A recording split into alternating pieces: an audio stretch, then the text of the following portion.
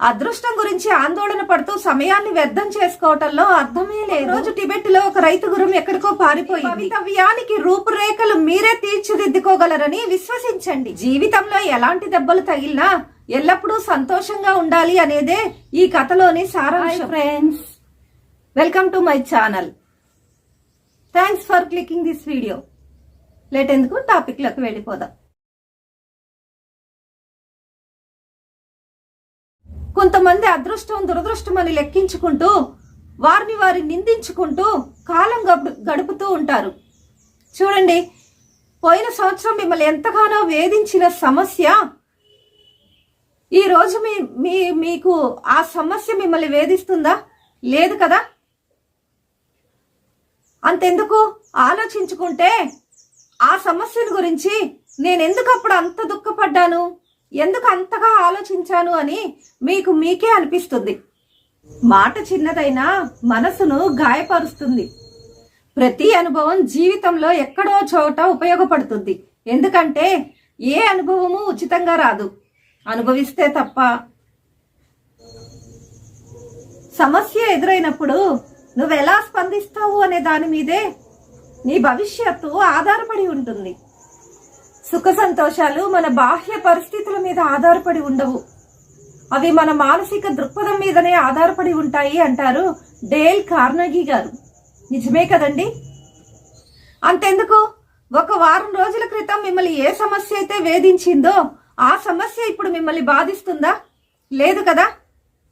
So సమస్యల గురించి ఆలోచించుకుంటూ కూర్చోకుండా, దురదృష్టాలని లెక్కించుకోకుండా మీరు చేయగలిగింది చేస్తూ వెళ్ళండి. తప్పకుండా మీకు మంచి రోజులు వస్తాయి. Wish you all the best.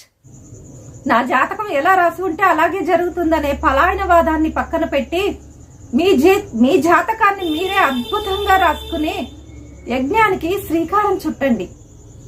మీ జాతకాన్ని మీరే అద్భుతంగా మలుచుకునే యజ్ఞానికి శ్రీకారం చుట్టండి. బలమైన గాయం తగిలాకే అసలైన విజయం కనిపిస్తుంది. గాయం అంటే నొప్పి కాదు, నిన్ను నువ్వు తెలుసుకునే అవకాశం. అందుకే సమస్యలను సరదాలుగా తీసుకొని విజయాలుగా మార్చుకోండి. ఆందోళన చెందకండి, ఆనందంగా ఉండండి. మీ అదుపులో లేని విషయాల గురించి ఆందోళన పడకండి. మీ చర్యల ద్వారా ప్రభావితం చేయగలిగిన, మార్పు చేయగలిగిన విషయాల గురించి మాత్రమే ఆందోళన పడండి. ముళ్ళ బాట దాటితేనే పూల బాట ఎదురవుతుంది. సవాళ్లను ఎదుర్కొంటేనే సక్సెస్ వరిస్తుంది. ఒక రోజున టిబెట్ లో ఒక రైతు గుర్రం ఎక్కడికో పారిపోయింది. అతన్ని ఓదార్చడానికి ఆ రోజు సాయంత్రం ఇరుగు పొరుగు వారంతా వచ్చారు. అతను వారితో, మీరంతా ఆందోళన పడకండి, నేను చాలా సంతోషంగానే ఉన్నాను.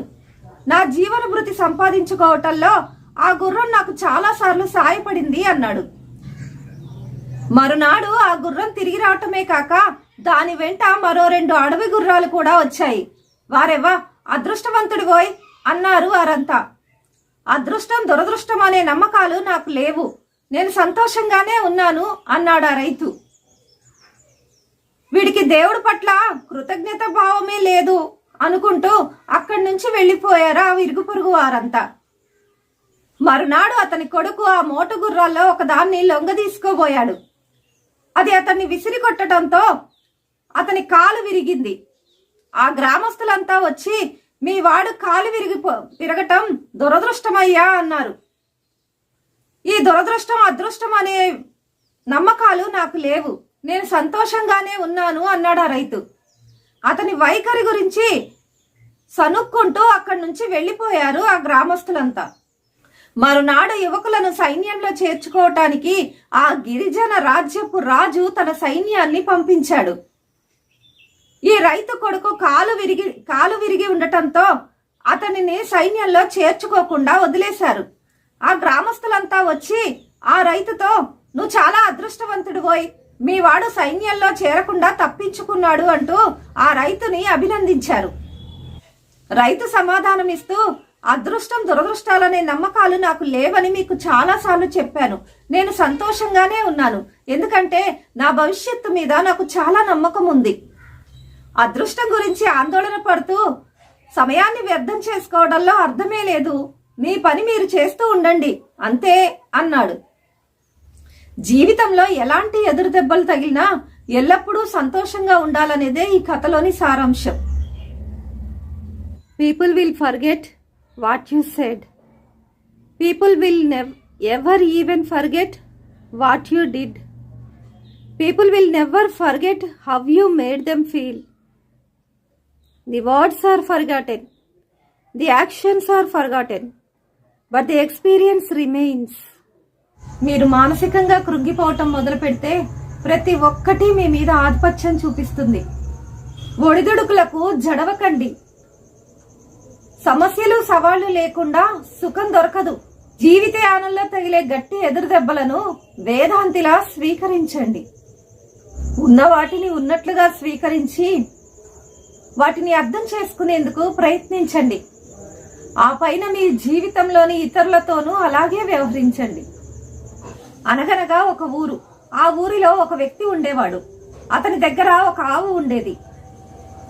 అనుకోకుండా ఒక రోజు ఆ ఆవు కాలు జారి ప్రమాదవశాత్తు బావిలో పడిపోయింది. అది సహాయం కోసం ఎన్నో గంటలు అరిచి గీపెట్టింది. చాలాసేపటి తర్వాత కానీ ఆవు బావిలో పడిందని ఆ యజమాని తెలుసుకోలేకపోయాడు. ఇన్నాళ్లుగా తనకు ఎంతో సేవ చేసిన ఆవును కాపాడాలనుకోవలేదు ఆ వ్యక్తి. ఎందుకంటే ఆ ఆవు చాలా ముసలిదైపోయింది. ఇక దాన్ని కాపాడటం అనవసరం అనుకున్నాడు అతను. అంతేకాక ఆ బావిని కూడా ఎప్పటి నుంచో పూడ్చివేయాలి అనుకుంటున్నాడు అతను. దాంతో ఆ బావిలో మట్టి వేసి దాన్ని పూడ్చివేయాలి అని నిర్ణయం తీసుకున్నాడు. ఆ వ్యక్తి తనకు సహాయం చేయమని పక్కింటి వారిని కూడా పిలిచాడు. అతను పారతో ఆ ఆవుపై మట్టి వేయటం ప్రారంభించాడు.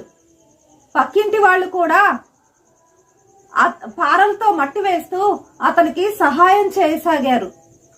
ఏం జరుగుతుందో కూడా అర్థం కాని ఆవు మొదట అంబా అని అరిచింది. తర్వాత అరవకుండా ఉండిపోయింది. అమ్మయ్య అనుకున్నాడు. కొద్దిసేపు పారతో మట్టి వేసిన తర్వాత బావిలోకి చూసిన ఆ వ్యక్తి ఆశ్చర్యపోయాడు. తన పైన మట్టి పడిన ప్రతిసారి ఆ మట్టిని విదిల్చుకుంటూ ఆ మట్టిపైనే ఎక్కి ఆవు పైకి రావటం చూశాడు. ఆ మట్టి మీదే నిలబడి పైకి రాసాగింది. అతనికి అతని పక్కింటి వారికి ఎంతో ఆశ్చర్యం కలిగింది. బావిలో నిండిన ఆ మట్టి మీదగా ఎక్కి ఆవు పైకి వచ్చేసింది. ఆవు తెలివికి మెచ్చిన అతను తన తప్పు తెలుసుకొని అప్పటి నుంచి దాన్ని ప్రేమగా చూడసాగాడు. ఈ ఆవులాగే మన మీద కూడా ఎంతో మంది దుమ్ము మట్టి వేస్తూ ఉంటారు. అంటే నిందలు అపనిందలు వేస్తూ ఉంటారు. వాటిని దులుపుకొని జీవితంలో పైకి ఎదిగిన వారే విజేతలుగా నిలబడతారు. కాదంటారా? నీ గెలుపు ఎలా ఉండాలి అంటే నువ్వు వస్తే కూర్చోమని అనని వారు కూడా లేచి కుర్చీ ఇవ్వాలి. మీ భవిష్యత్తుకు నిర్మాణకర్తలు మీరేనని, మీ భవితవ్యానికి రూపురేఖలు మీరే తీర్చిదిద్దుకోగలరని విశ్వసించండి. ఇది విధి నిర్ణీతం అనేది పిరికివాడే. దృఢమైన వ్యక్తి లేచి నా విధిని నేను నిర్మించుకుంటాను అంటాడు. ఇది చేతగాని వారే విధి గురించి మాట్లాడతారు. మనం ఇప్పుడు ఇలా ఉన్నందుకు బాధ్యులం మనమే. మనం ఎలా తయారు కావాలని కోరుకుంటున్నామో అలా కాగల శక్తి మనలో ఉంది. ఇప్పటి మన పరిస్థితికి మన గతకాలపు కర్మలే కారణమైనప్పుడు భవిష్యత్తులో మనం చేరగోరే స్థానం మన ప్రస్తుత కర్మల ద్వారా నిర్ధారించబడుతుందనేది స్పష్టమే. కనుక ఎలా పనిచేయాలో మనం తెలుసుకోవటమే విజయం. కాళ్ళు తడవకుండా సముద్రాన్ని, కళ్ళు తడవకుండా జీవితాన్ని దాటలేం కదండి. మీలోని బలాబలాలను గుర్తించండి. ఇక క్షణం ఆలస్యం చేయక కదలండి. చేయగలమని, చేయిస్తామని నమ్మండి. ఇక మనకు మార్గం కనిపిస్తుంది. ఎన్ని కష్టాలున్నాయని కాకుండా మీకున్న వరాలను లెక్కించుకోండి. మీరు ధన్యజీవులు. మీ జీవితంలో ఏదైనా పొరపాటు జరిగినా లేదా కష్టం వాటిల్లినా దాని గురించే ఆలోచిస్తూ కూర్చోకండి. ప్రతి ఒక్కరికి వారి జీవితంలో కొన్ని మంచి విషయాలుంటాయి. వాటిని నెమరు వేసుకోండి. ఆరోగ్యం కావచ్చు, ప్రేమించే వ్యక్తులు కావచ్చు, ఆత్మీయులతో గడిపినటువంటి సందర్భాలు కావచ్చు, మరేదైనా కావచ్చు. వాటిని నెమరు వేసుకోండి. విజయానికి మూలం మీ మనసు. మీ మనసు నిబ్బరంగా శాంతంగా ఉంటే ఏ చింత మిమ్మల్ని ఏమీ చేయలేదు.